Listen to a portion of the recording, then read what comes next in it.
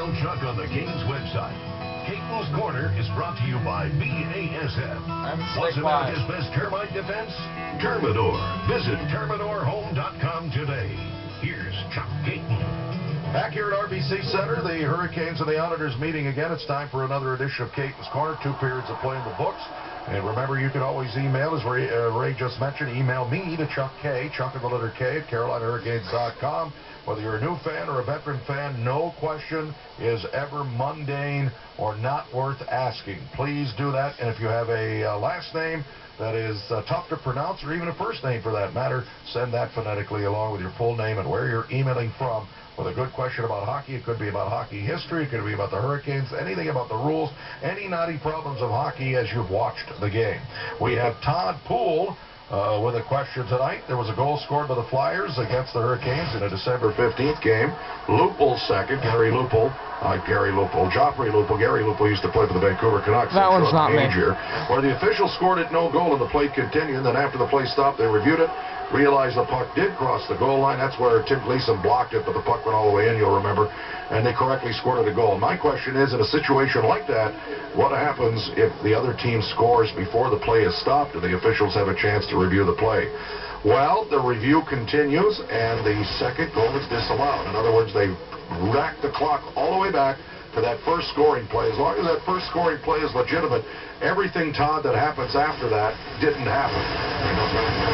So it would be a tough situation. In fact, that's actually happened in a couple of NHL games over the years. It actually happened in a playoff game once between the Rangers and the Vancouver Canucks back in 1994. Brett Hedican will probably shed some light on that if you ever meet up with him, and he can tell you about that. Pavel Bure, I think, was a Vancouver goal scorer, but I think the Rangers had scored first, as I recall, and they disallowed the Bure goal in that series against the Canucks in the Stanley Cup Finals. Now, it's an excellent question, but again, if that first goal is adjudged to be good, which Lupul's was, everything after that doesn't count, and you revert the clock back to the time of the scoring play. You have the face-off out at center ice after that goal was scored.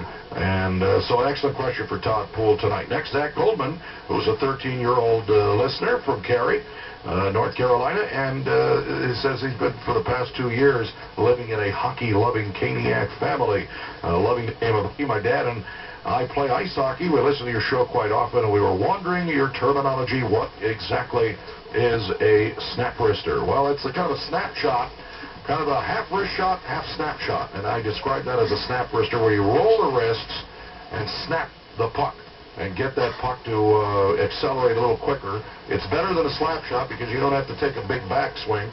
You put your stick right next to the puck, snap those wrists when you come through, so it's like a wrist shot, but you're snapping the wrist harder and you get a little bit more on the shot, and that's what we call a snap wrister. So if you can imagine that, that's what it is, Zach. Zach Goldman, thank you very much for your question tonight.